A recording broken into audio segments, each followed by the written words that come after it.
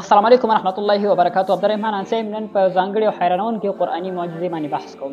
ساینسدانانو په اوسنۍ او په دغه شلمه پیړۍ کې دا ثابته کړې چې غږ ډېر طاقت او توان لري.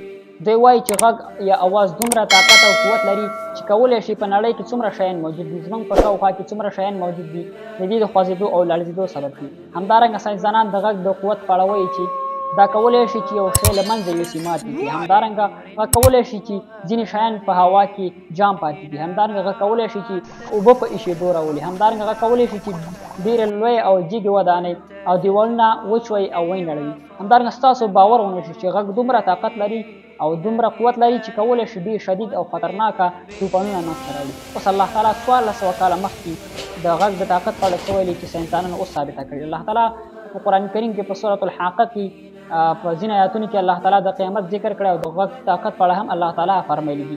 دغه آیاتونه راسره واورئ، بیا به وروسته په انشاءالله خبرې کوو.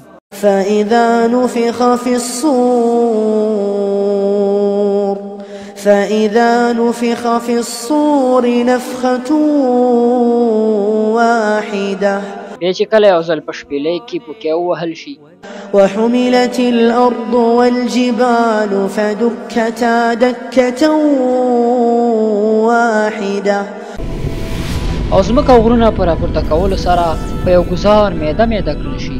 فيومئذ وقعت الواقعة هغه ورځ به هغه کیدونکې پیښه رامنځته شي. وانشقت السماء فهي يومئذ واهية په هغه ورځ به اسمان وچ وي او د هغه نظم او استحکام به ویجاړ شي. دغه آیتونو څخه د غږ یا اواز طاقت ثابتولی شو چې الله تعالی په مخکیني آیتونو کې وفرمایل چې اسرافیل السلام کله شپېلۍ ووهي. اسرافیل السلام د الله تعالی د هغه څلورو ملایکو څخه یو ملایکه ده.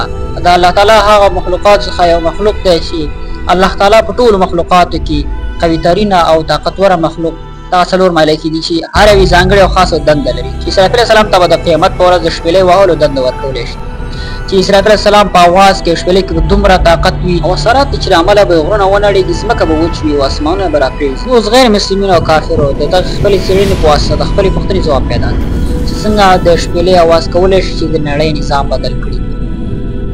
هیله ده چې ویډیو به مو خوښ شوي. داسې ښایسته ویډیوګانو لپاره عبدالرحیم حناني سره اوسئ. زموږ یوټیوب چینل د سره سبسکرایب کړئ او فیسبوک پاڼه سره فالو کړئ.